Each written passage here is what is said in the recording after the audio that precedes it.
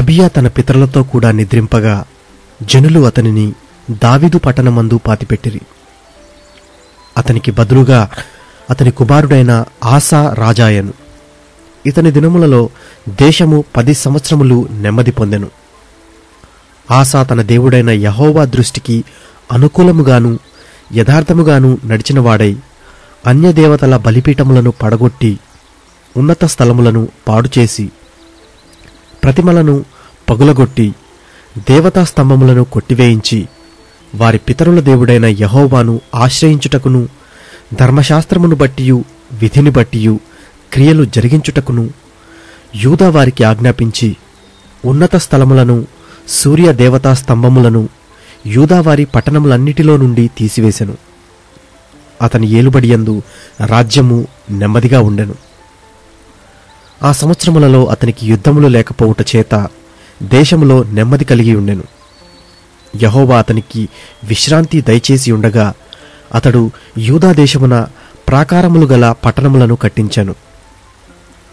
అతడు యూదావారికి ఈలాగూ ప్రకటన చేసెను: మన దేవుడైన యెహోవాను మనము ఆశ్రయించితిమి. ఆశ్రయించినందున ఆయన మన చుట్టూను నెమ్మది కలుగజేసి ఉన్నాడు. దేశమందు మనము నిరభ్యంతరముగా తిరగవచ్చును. మనము ఈ పట్టణములను కట్టించి వాటికి ప్రాకారములను, గోపురములను, గుమ్మములను, ద్వారబంధములను అమర్చుదుము. కాగా వారు పట్టణములను కట్టి వృద్ధి నొందిరి. ఆ కాలమున డాళ్లను, ఈటలను పట్టుకొని 3 లక్షల మంది యూదావారును కేడములను ధరించి విల్లువేయు 2,80,000 మంది బెన్యామీనీయులను కూడిన సైన్యము ఆసాకు ఉండెను. వీరందరూ పరాక్రమశాలులై ఉండిరి. కూషీయుడైన జెరహు వారి మీద దండెత్తి 1,000 సైన్యములను 300 రథములను కూర్చుకొని బయలుదేరి మారేషా వరకు రాగా ఆసా అతనికి ఎదురుపోయెను. వారు మారేషా నొద్ద జాపాతాను పల్లపు స్థలమందు పంక్తులు తీర్చి యుద్ధము కలుపగా ఆసా తన దేవుడైన యెహోవాకు మొర్రపెట్టి, యెహోవా, విస్తారమైన సైన్యము చేతిలో ఓడిపోకుండా బలములేని వారికి సహాయము చేయుటకు నీకన్నా ఎవరునూ లేరు. మా దేవా యెహోవా, మాకు సహాయము చేయుము. నిన్నే నమ్ముకొని ఉన్నాము. నీ నామమును బట్టియే ఈ సైన్యమును ఎదిరించుటకు బయలుదేరియున్నాము. యెహోవా, నీవే మా దేవుడవు.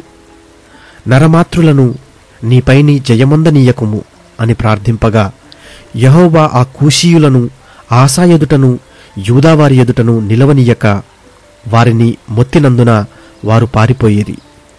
ఆసాయును అతనితో కూడనున్న వారును గేరారు వరకు వారిని తరుమగా కూషీయులు మరలా పంక్తులు తీర్చలేక యెహోవా భయము చేతను ఆయన సైన్యపు భయము చేతను పారిపోయేరి. యూదావారు విశేషమైన కొల్లసొమ్ము పట్టుకొనిరి.